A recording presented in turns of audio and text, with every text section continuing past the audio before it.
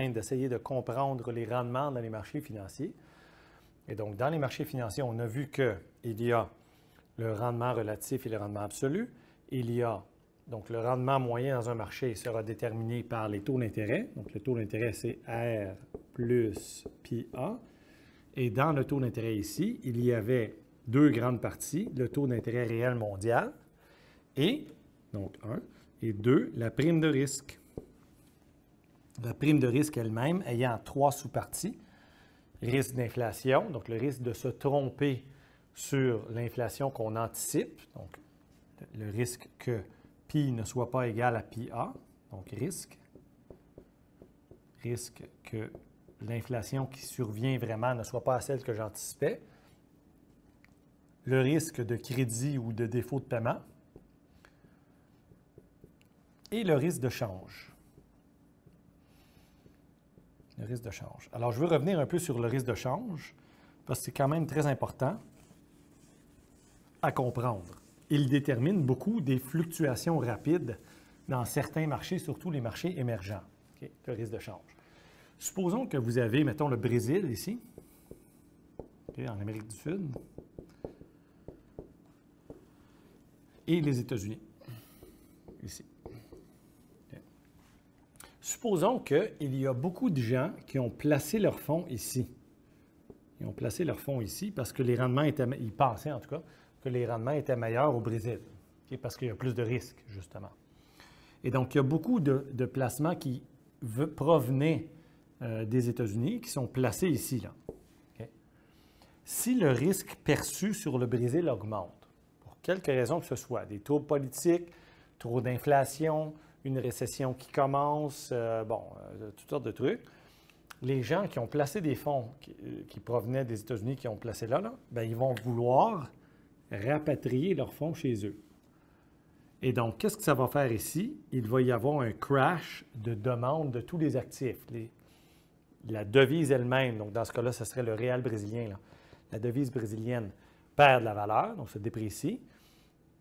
Les actifs boursiers vont devenir moins demandés, donc les prix vont baisser, etc., etc. Et le crash de prix d'actifs, peut faire exploser, prix d'actifs, peut faire augmenter les taux d'intérêt, n'est-ce pas? On a vu que le prix des actifs financiers et les rendements, aussi parfois appelés les taux d'intérêt, vont s'en opposer. Donc, un crash de prix augmente les taux d'intérêt. Et il y aurait sortie de capitaux du Brésil vers les États-Unis. Okay? Et donc, lorsque des choses comme ça surviennent, c'est le risque de change qui est en train de se matérialiser. Et donc, dans quel cas est-ce qu'on s'expose au risque de change ou une institution s'expose-t-elle au risque de change? Bien, il y a placement dans une autre devise. Donc, des placements, c'est-à-dire acheter des actions, des obligations, des titres de dette, etc., dans une autre devise. Placement dans autre devise.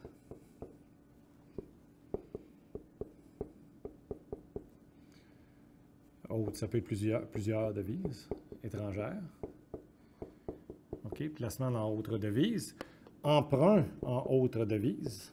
Emprunt en autre devise.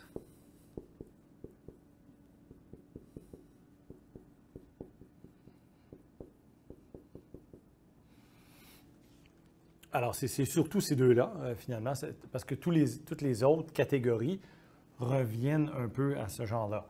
C'est-à-dire du financement dans une autre devise quelconque. Ce n'est pas obligé d'être un emprunt. Hein. Je peux vendre des actions dans une devise autre que la mienne. Et donc là, je suis en train d'emprunter, de me faire financer dans une autre devise. Donc, les placements dans une autre devise, lorsque vous placez des fonds dans des actifs qui sont libellés dans une autre devise que la vôtre, si la devise dans laquelle vous avez placé des fonds perd la valeur, se déprécie, vous êtes en train de perdre, n'est-ce pas? Parce que peu importe le rendement que vous avez sur vos actifs, qui peuvent peut-être contrebalancer, mais vous allez perdre sur la devise, elle perd de la valeur. Le principe, c'est qu'on ne veut pas détenir quelque chose qui perd de la valeur, n'est-ce pas? Et donc, si la devise perd de la valeur, vous perdez, et si la devise gagne de la valeur, bien, vous gagnez. Okay? Et si on emprunte dans une autre devise ou dans plusieurs autres devises, si les devises étrangères s'apprécient, bien, dans notre propre devise domestique, la même dette, par exemple en dollars américains, mettons, bien, devient soudainement plus grosse à porter. Et donc, c'est plus difficile de financer la dette. Et lorsque le USD, par exemple, se déprécie, bien, la même dette en dollars américains devient plus facile à financer en dollars canadiens parce que le USD vaut moins de CAD lorsqu'il se déprécie. Et donc, ces fluctuations de devises peuvent engendrer des risques qui changent et donc, évidemment, des taux d'intérêt qui changent à cause de la prime de risque, n'est-ce pas? Et les flux financiers, comme j'ai dit, vont se promener entre les pays.